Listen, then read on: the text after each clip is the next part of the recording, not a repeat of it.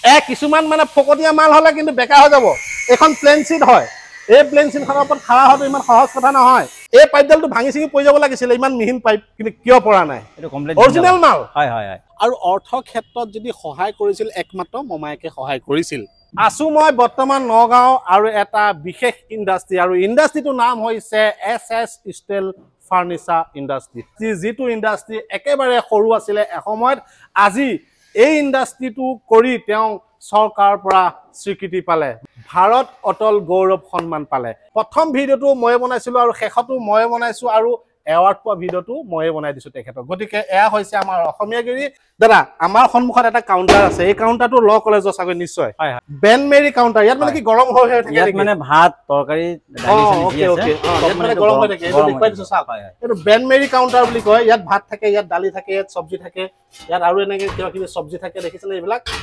এই এনে ধৰণে ইণ্ডাষ্ট্ৰিত তেওঁ যিবিলাক কাউন্টাৰ বনায় এসি হক হট হক বা বেন মেৰিক যিবিলাক কাউন্টাৰ সেই কাউন্টাৰবিলাক তেওঁ বনায় আৰু ৰাইজৰ মাজলৈ পঠাই দিয়ে আৰু ৰাইজে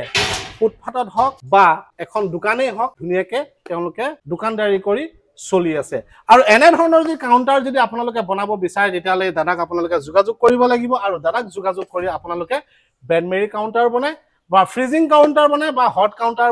বনাব পাৰিব আমি এইফালে ইণ্ডাষ্ট্ৰি ভিতৰলৈ লৈ আহিছো আৰু এয়া চাওক